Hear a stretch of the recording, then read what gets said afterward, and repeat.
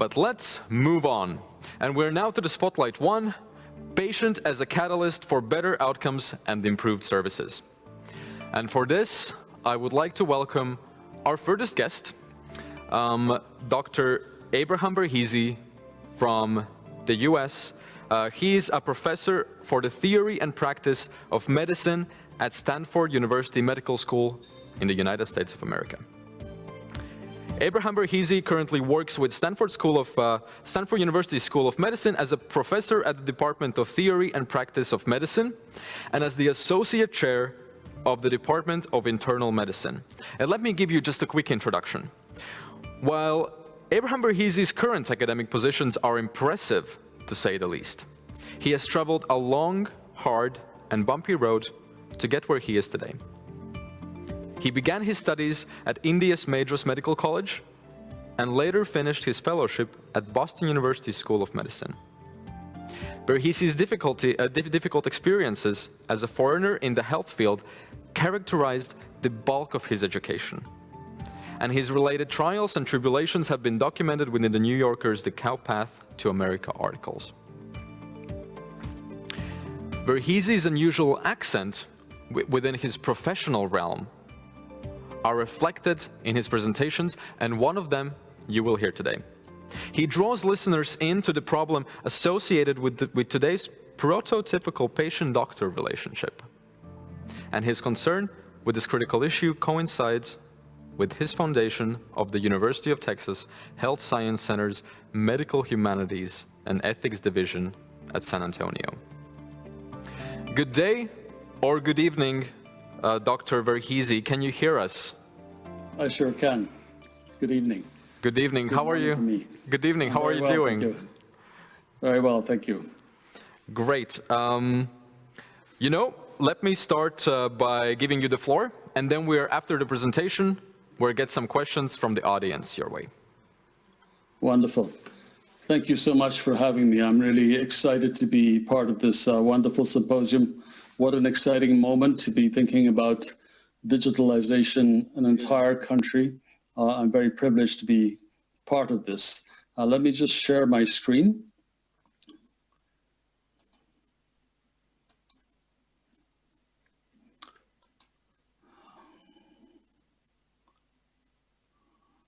I hope you can see my slides now.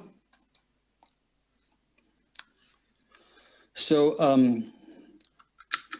let me get back to the first slide, 1 second.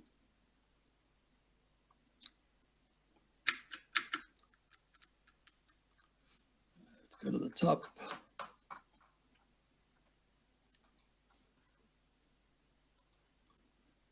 Thank you for your patience. So the talk I'm designed today for you is Digitalization, Promises, Perils, and the Lessons that we've learned.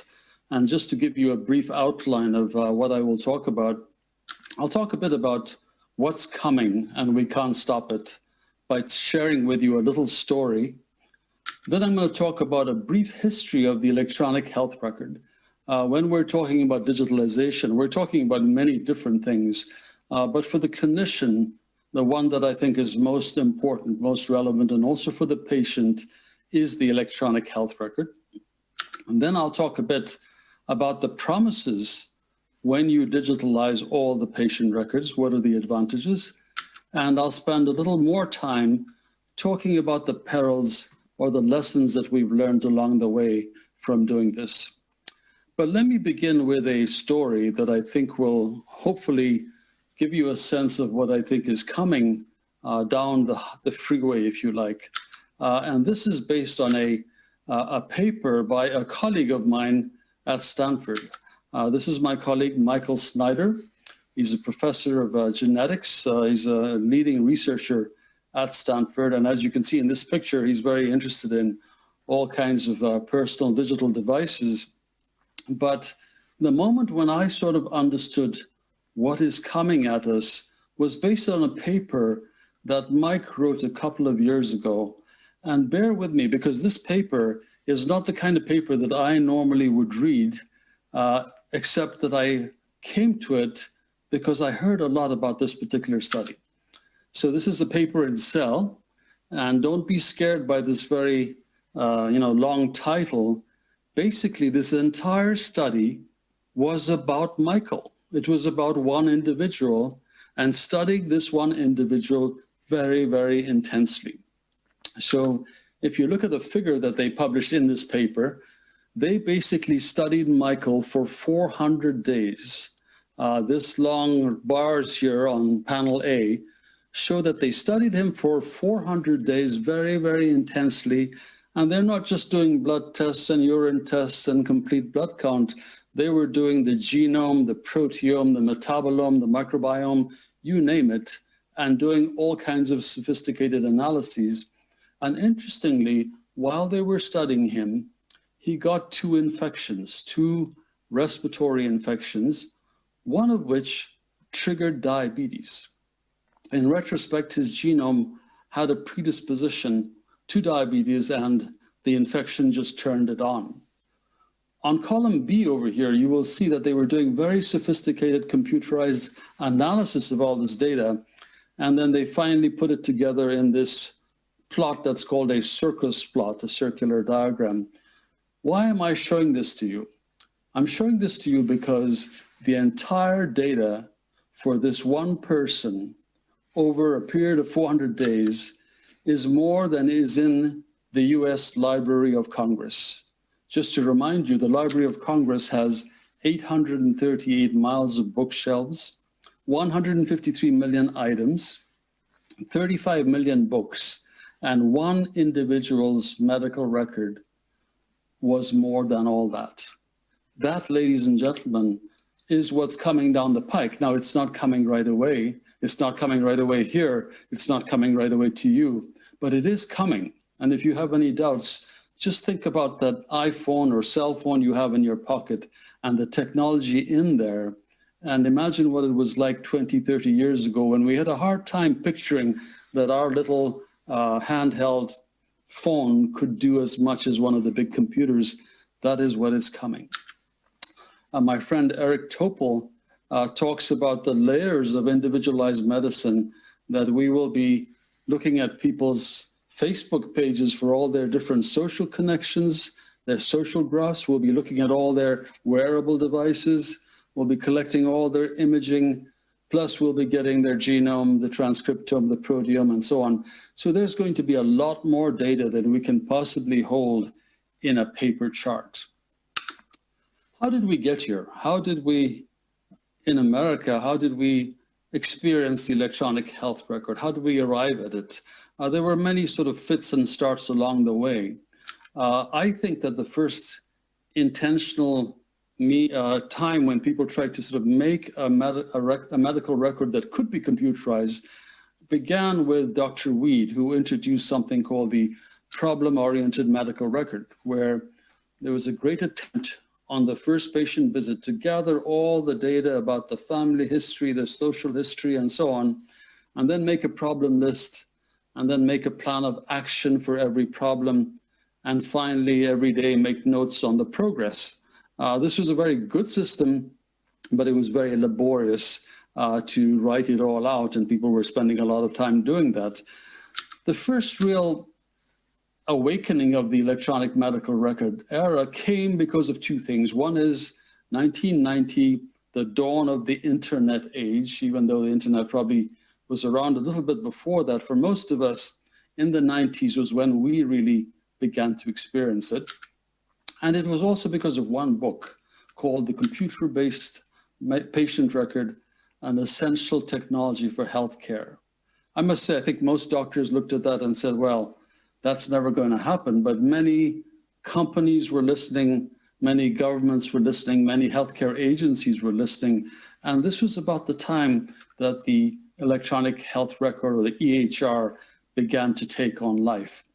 But the real stimulus for the electronic health record in America came because of the government. In 2009, President Obama signed in a bill that's called the HITECH Act, the Health Information Technology and Clinical Health Act. He provided $30 billion. It was a bit of a stimulus package because if you remember, in 2009, we were going through a severe worldwide economic recession, but especially one here in America, triggered by all the stock market and mortgage finance things that were going on. So he provided $30 billion with a mandate for every hospital and every clinic to implement a medical record system. There were incentives to build it.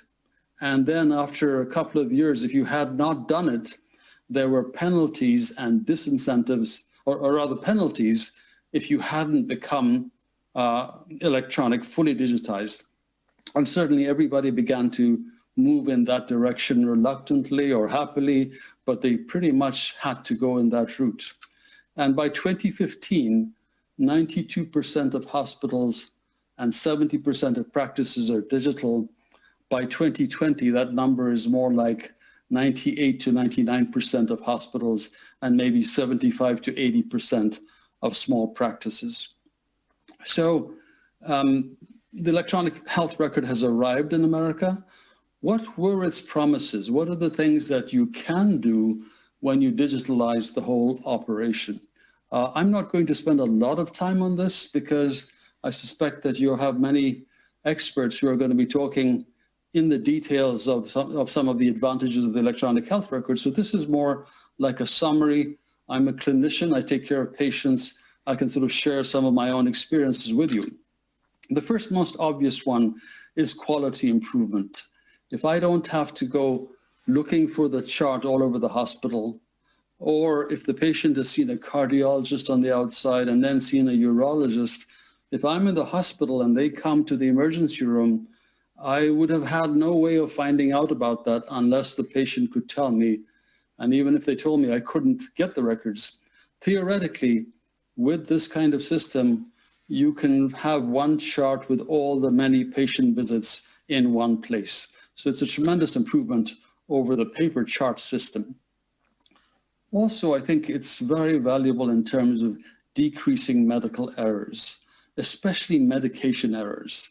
If you have built-in checklists and dose maximums and dose minimums, you can make sure that people are prescribing within a safe and accepted range. We also have decision support algorithms so that if you come in with chest pain, there is a path that you should be following. And if you deviate too much, the system will alert you or alert somebody else. It will point out drug allergies, and it'll also point out, you know, when you have a patient in the hospital that you're caring for, if the patient is turning septic and you don't recognize it, there will be alerts in the system based on white count, temperature, and blood pressure, and so on, to raise a red flag that you need to pay attention to this patient. So all kinds of checks and balances you can build in, which is a huge advantage. The communication between different practices, different specialists, can all be in one place rather than having to go to different offices, as I mentioned, to get the notes. Information flows within the hospital system, within the healthcare system more smoothly, and you reduce fragmentation across different systems so that when a patient is transferred from one hospital to another, hopefully, theoretically, you can communicate that information fairly readily. We haven't quite gotten to that place in America. Right now, in America or in the world, I can take my ATM card, my bank card, go anywhere in the world and put it in a bank machine and get my money. We are not at the stage where I can go anywhere in America and every hospital will have my records. Far from it. Sometimes the hospital across the street will not be able to access my records. And finally, the great promise of the digitalization of health records is a cost saving. To be frank, that cost saving has not yet been demonstrated to be consistent or reliable, mostly because there's a huge outlay of costs to get things going. But most of us believe that down the road, there will be more and more studies to demonstrate cost savings. Right now, the studies are kind of all over the place. And finally, patient access. The medical record, if you think about it, really belongs to the patient. So I had a COVID test yesterday. I'm an infectious disease physician, so I get to see patients with COVID. And for a particular reason, I had to get a COVID test. I will find out my results by going to my own chart on my phone where I can look up all my lab results, all my imaging results. And when the COVID test comes back, I will find it in my phone. Nobody has to call me or tell me, not because I'm a physician, but because I'm a patient in the system. The promises are legion. I mean, if you have a whole entire healthcare system or a country whose records are digitalized, you can imagine the many opportunities. People wearing wearable sensors and smartphones can actually input into their own electronic health record. You can do real-time randomized clinical trials in the ICUs. With your existing patients, you can literally randomize them through the record into different groups with treatments that are not clear which one is better. You can predict the onset of influenza. You can predict the onset of many diseases if you have a large data set. And of course, the whole field of big data and informatics depends on having reliable, accessible, digitized data. The natural language processing is evolving to the point where not only can we all dictate our medical records, but using natural language processing, all those various nodes can be analyzed, looking for keywords, looking for trends, looking for commonalities. All that requires digitization of the data. As I promised you, I'm going to spend a little more time on the perils because we had a long learning curve, a very costly learning curve, and in many ways, we're still coming out of that learning curve. So when I share perils, it's not to imply that this is not a good thing, but simply to point out some of the steps along the way. But before I share the perils with you, I want to give you a little bit of history and remind you that there was a time when there really was not much data on any patient. In fact, when I ask my students, when do you think diagnostic medicine really began? They often will say, well, it began with Hippocrates, or it began with Galen, or it began with Paracelsus. But to be honest, I think modern medical diagnosis really began with this individual, Joseph Leopold Auenbrugger. Some of you know his story. He was a physician in Vienna. His father was an innkeeper. He had a hotel. And he remembered as a child that his father would go down to the basement of the inn and tap on the sides of the barrels of wine to try and figure out how much wine was left. So by knocking on the barrels of wine, he could tell from the sound how much was left. And when Auenbrugger became a physician, he began to tap, we call it percussion. He began to percuss on people's bodies. And everything we know about percussion, which if you think about it, was like the ultrasound of its day, was described by Auenbrugger in this book of his called Inventum Novum. So that was really the first moment that physicians really had any data about the patient in life that could tell them what was happening inside the body. And it was followed very soon by the development of the stethoscope by Laennec. People were always listening to patients' bodies, but he developed an instrument that allowed it to be more convenient. And eventually that stethoscope evolved into the instrument that you and I carry these days. And it was followed in that same period, the 1800s, by the development of the ophthalmoscope to look in the eye, the blood pressure cuff, the thermometer, many other small tools that allowed people to examine the patient more thoroughly and get data back from the living patient. Just to remind you, prior to that time, no matter what ailed you in most of Western Europe, America, you went to see a barber surgeon, and the barber surgeon would cut your hair or pull a tooth. But if you were sick, they made no attempt at diagnosis. All they did was they bled you, or they cupped you, or they gave you a purgative. But they especially like to bleed you. And many of my medical students are surprised when I tell them that the red and white barber pole that you see there reflects this history of the barber surgeon and the bloodletting. And these receptacles reflect where the blood was collected. And so when a physician began to carry a stethoscope in their pocket, they were signaling to the public that they were no longer barber surgeons. They were committed to trying to make a specific diagnosis in the body in life. And so that is really when the data era began. And I'd like to share this painting because I think it's a very interesting painting for you to know about. This is perhaps the most famous medical painting in the world, called The Doctor. And it represented an era in medicine, and in art rather, not medicine, when artists were turning away from biblical themes and classical mythology to take on subjects of social importance. And Luke Fields was commissioned by Tate, who went on to build the Tate Gallery, to paint a painting of social importance. And Luke Fields decided that he would put on record the status of the doctor in our time. And he was moved to do this because he had lost his son, Philip, at the age of 8 on Christmas Eve. And he was really, he was really impressed by the physician who stayed by the child's bedside and cared for him over 2 days. And so he decided to paint this as a tribute to him.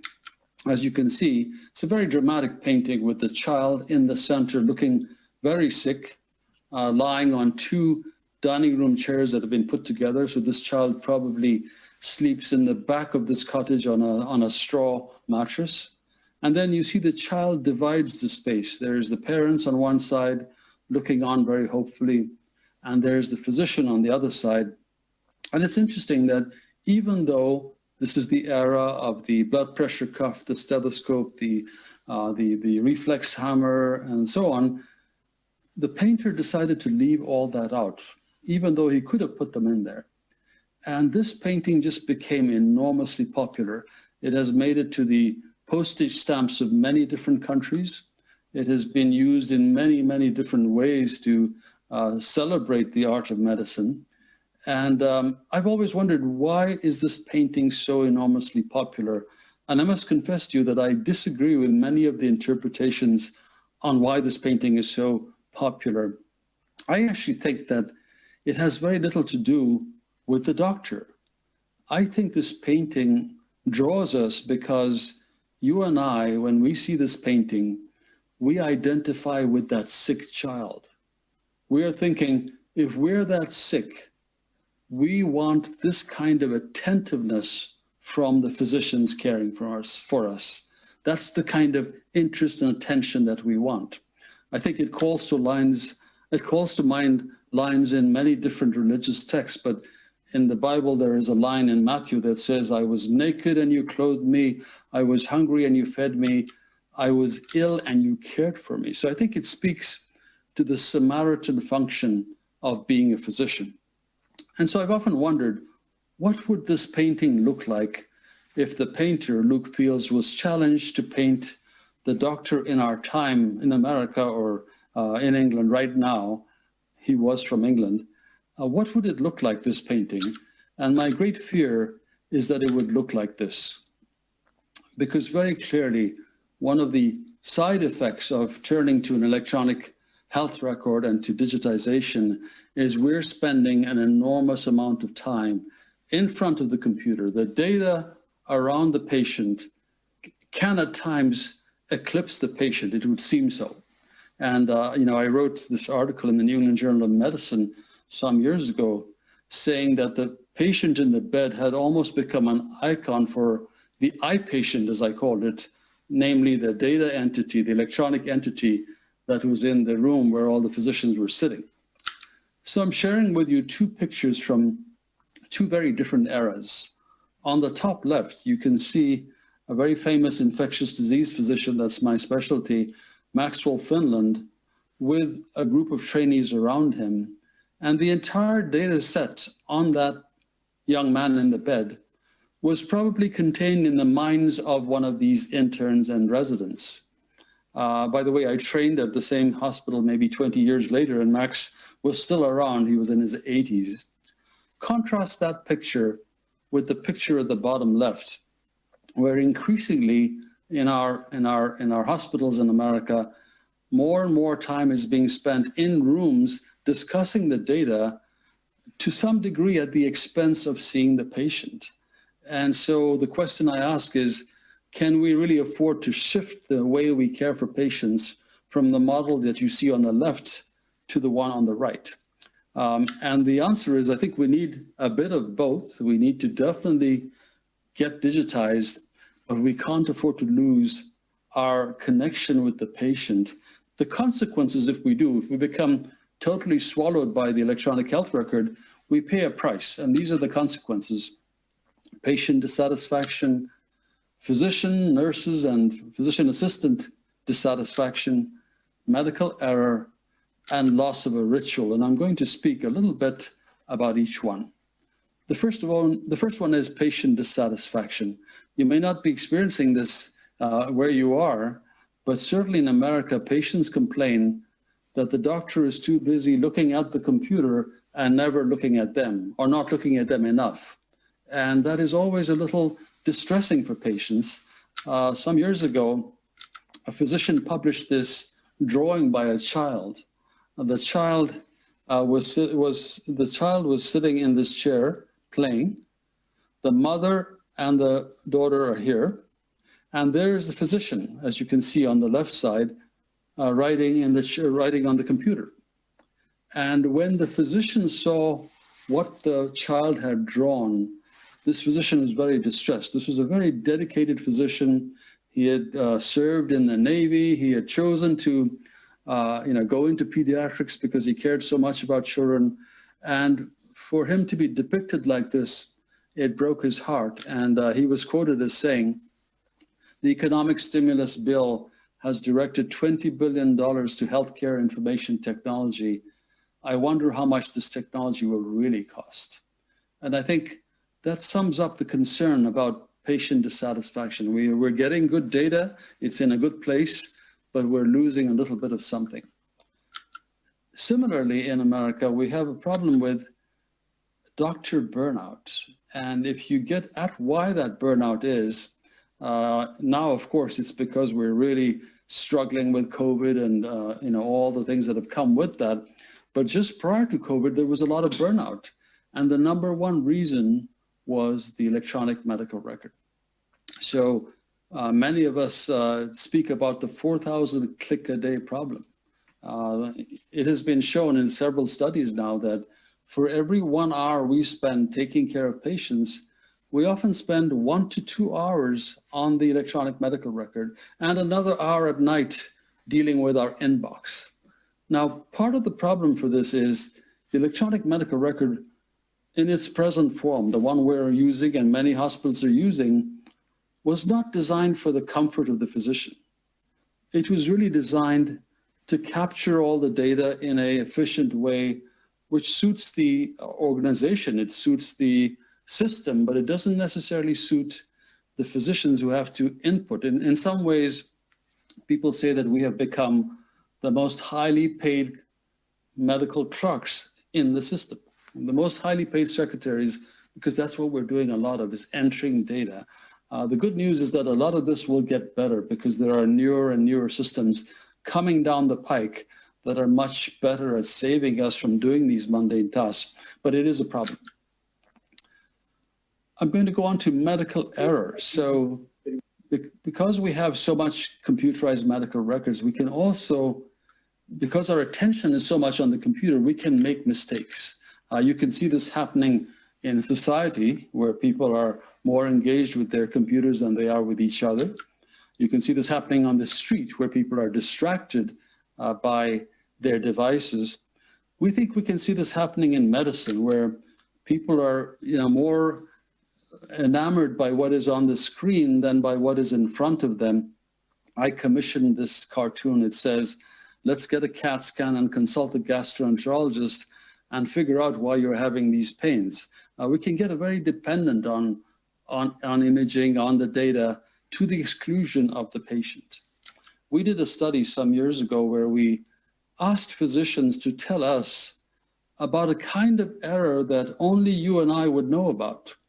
We asked them to tell us about an error in the examination of the patient, an oversight that led to a consequence, either a delay in the diagnosis or exposure to radiation that they did not need, or even surgical misadventure. And we collected 200 stories and published. And the number one cause for these errors, and what kind of errors am I talking about? Patient coming in with chest pain, going to the cath lab, getting catheterized, and only then does someone find out that they have a rash on their chest that is actually the rash of shingles or herpes zoster. Or somebody coming in with vomiting and is labeled as having gastroenteritis, but they turn out to have a strangulated hernia.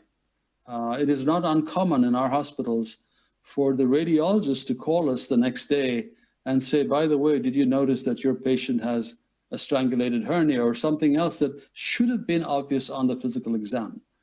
Why didn't we pick it up? I think because we are less and less spending time with patients and more likely to click on the drop-down boxes and check off that we've done things that we haven't done. So this is a major caution or caveat for you to keep in mind. And finally, I want to talk about the loss of important, significant human rituals.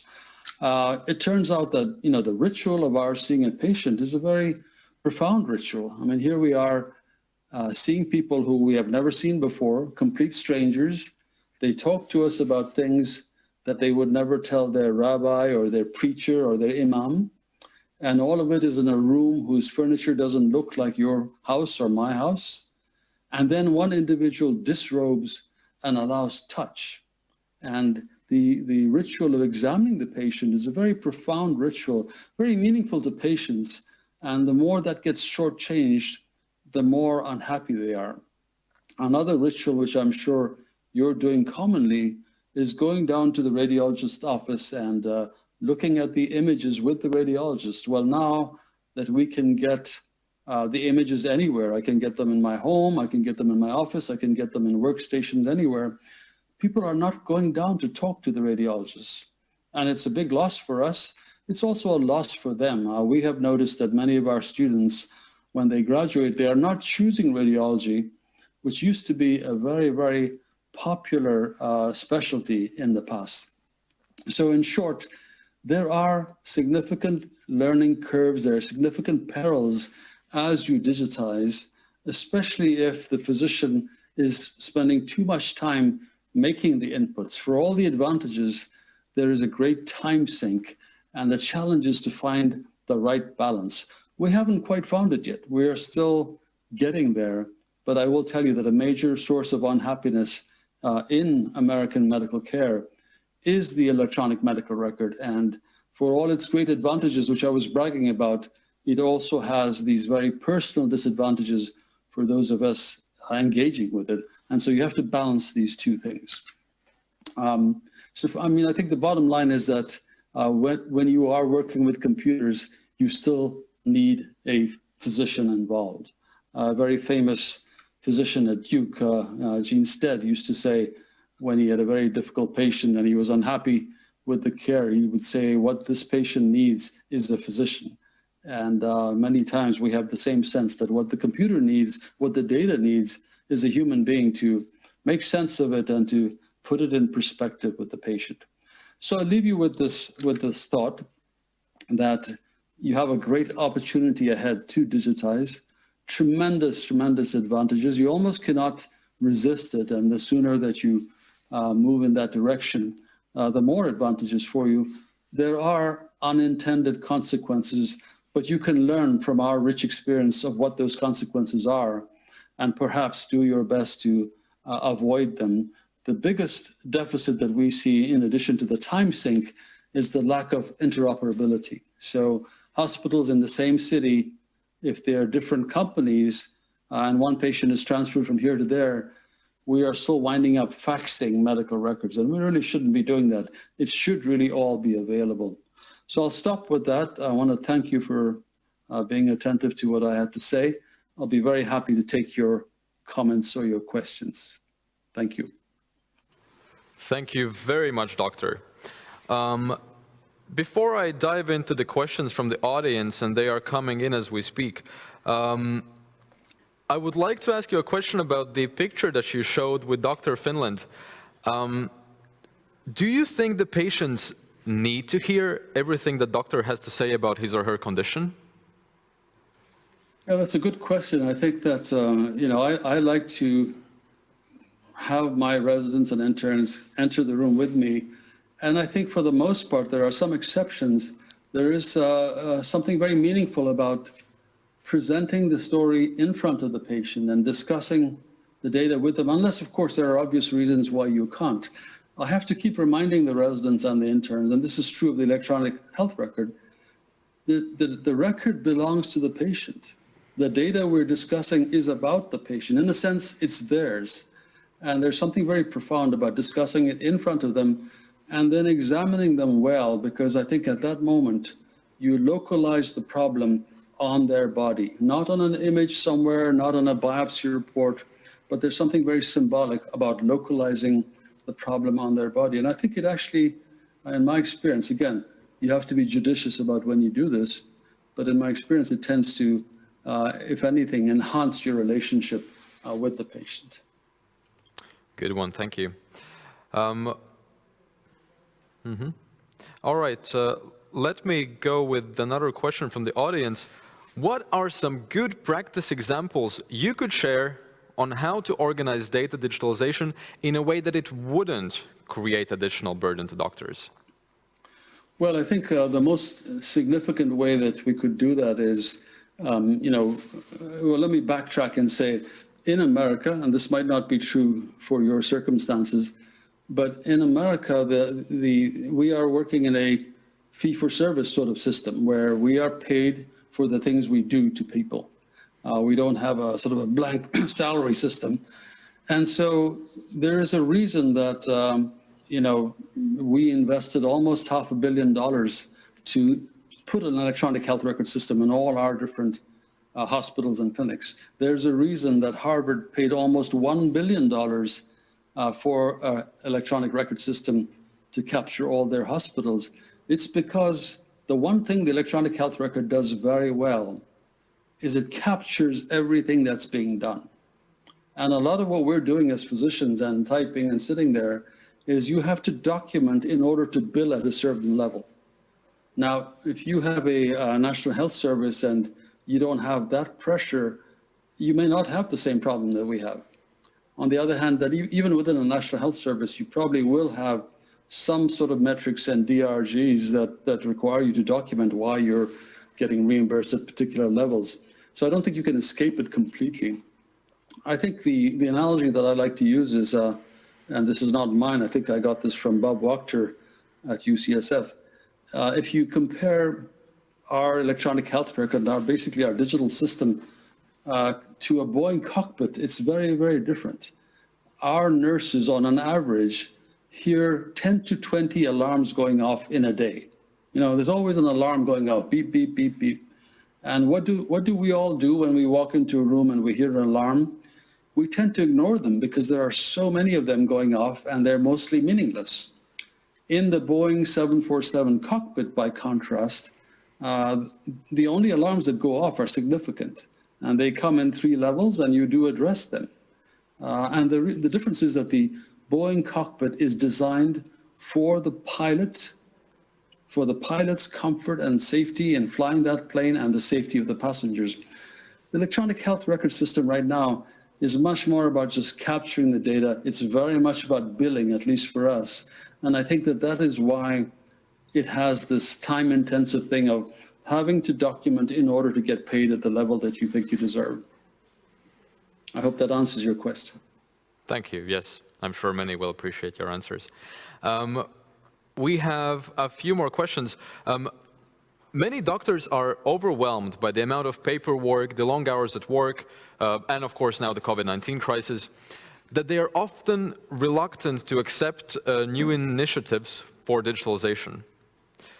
Even if it will save time for them in the long run, what would you say to these people? Well, I think the honest answer is it won't necessarily save time at the outset, but it will certainly allow for safer and better patient care.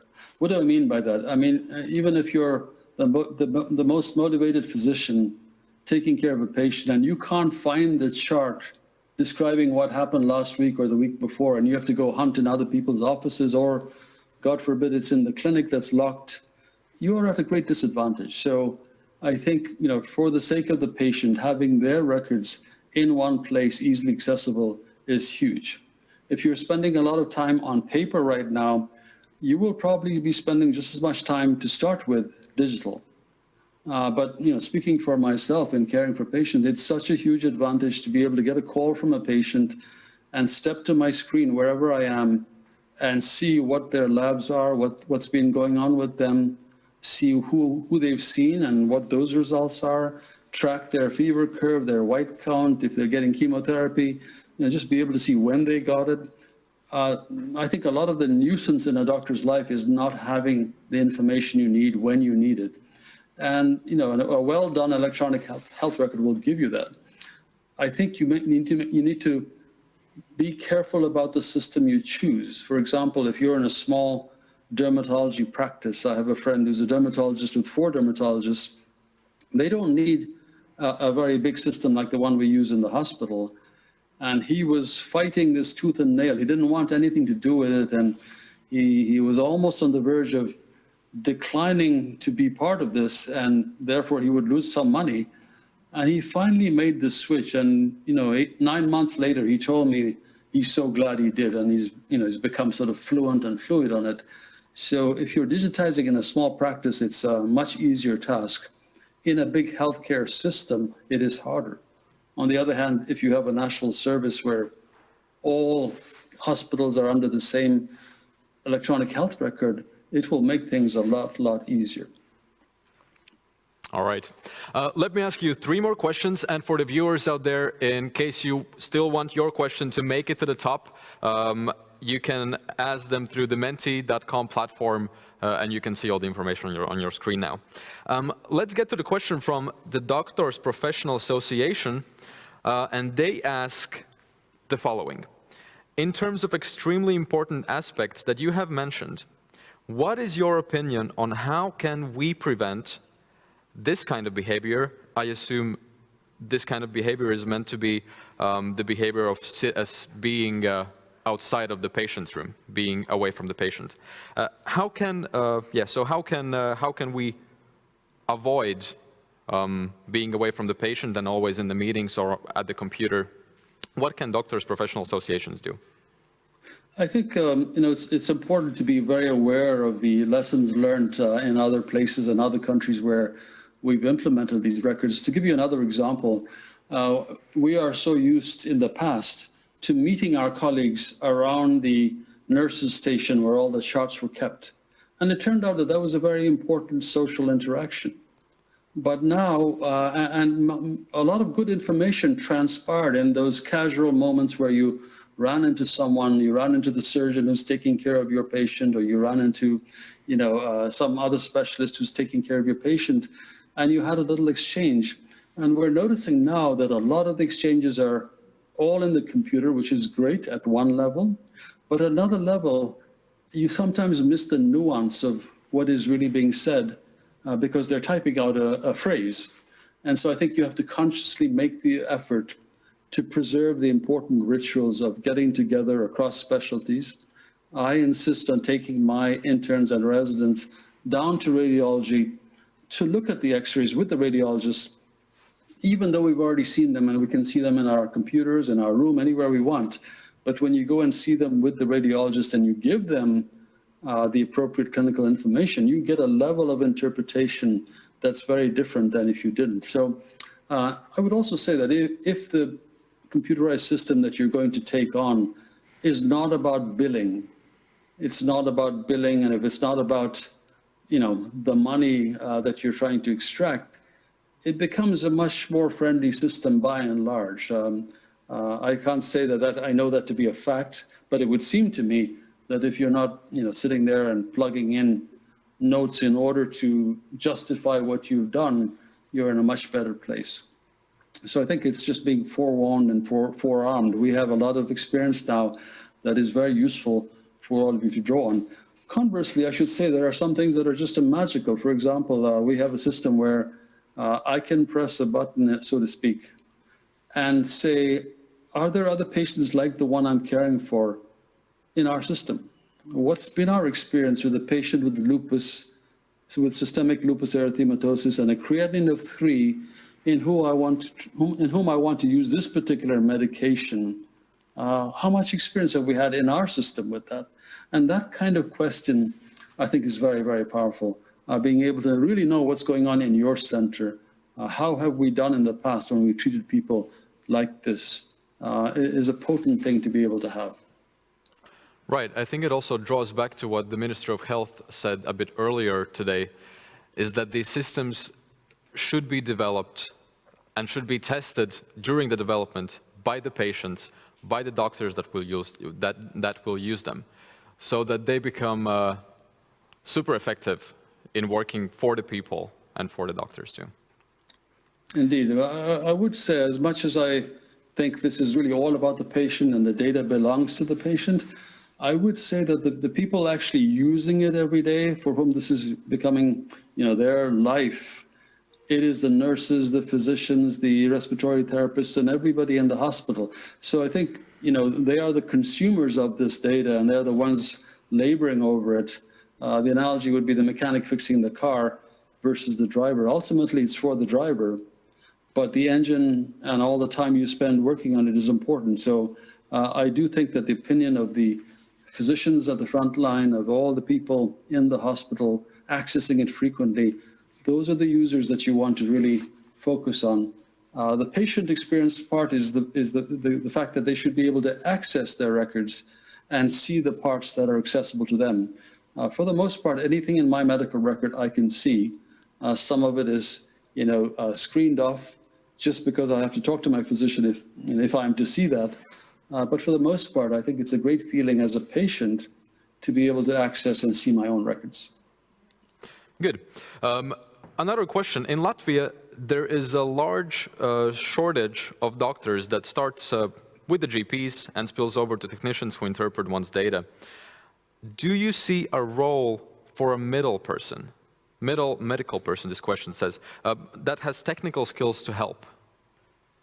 Yeah, we could not survive in America without what we call our physician extenders, namely physician assistants and nurse practitioners. There simply is no way to deliver the kind of care that we need to deliver. And it's a great blessing when we have physician assistants or nurse practitioners on our team, because they really are physician extenders. They allow us to be a lot more effective, a lot more potent.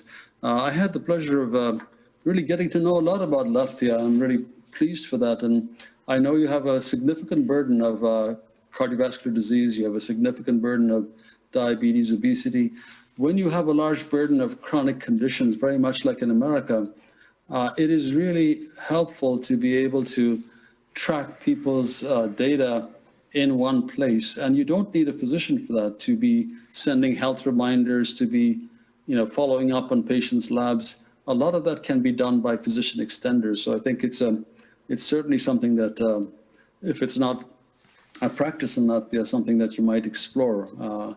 Many physicians initially resisted it. Someone was coming to take over our autonomy, but in many ways you will find that it is such a blessing. And basically, it's not manageable to care for a big population as we do and as you do, I think, without that kind of expert help.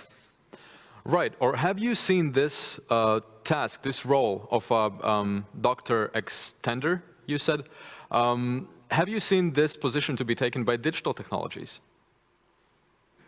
To some degree, yes. But, now we're talking about the use of artificial intelligence and natural language processing and the ability for computers to do some screening and elemental follow-up and diagnosis. So, yes, but I think what we're really talking about is the very busy clinician who's buried in work, being able to rely on someone to do a lot of the tasks that otherwise would be quite time-consuming, physically consuming, and they still remain in charge. They still remain as the ones making the high-level decisions. But I was thinking more of people who are really able to make their life easier and extend their effectiveness. The computer hasn't quite gotten to that point. It's getting there. But, you know, as I showed you in that last slide, even that kind of AI technology still needs human input because AI is very famous for magnifying some of our own biases. For example, we have AI predictive models that will predict whether someone is at a high likelihood of dying within 30 days, and those are fairly good. But there are other AI models that are being used, for example, for determining who gets a bank loan, and it turns out that they just wind up amplifying our own prejudices and our biases, and so they have to be watched very carefully. I don't think we're quite there yet, but in the future, almost certainly. Great. So let me wrap up and ask the last question for you today, Dr. Verghese. This is another question from the audience, and perhaps a short one. The question is, what could be the way of collaboration with partners from Stanford? Well, we'd certainly welcome the opportunity to be with you on this journey. As I said, I think all of us in America have had the experience of making this perilous voyage from 2009. There's some powerful lessons learned along the way. I think the most important lesson is to choose the right system. Many hospitals chose a system that may have saved them money, it might have seemed like a better system, and wound up paying, you know, a big price because it could not be adapted. So your choice of system matters a lot. Your partners, certainly we're very happy to be partnering with you, but you have a great advantage in the sense that others have gone before you and you know, learned some very painful lessons. So it'd be helpful for you to not have to repeat those by getting the kind of consultation and input that would prevent that. Great. And with this, we're going to close off our discussion today. Thank you so much, Dr. Verghese, for joining today. Thank you for your time. Thank you. And appreciate it. Good night over there on the West Coast. Thank you.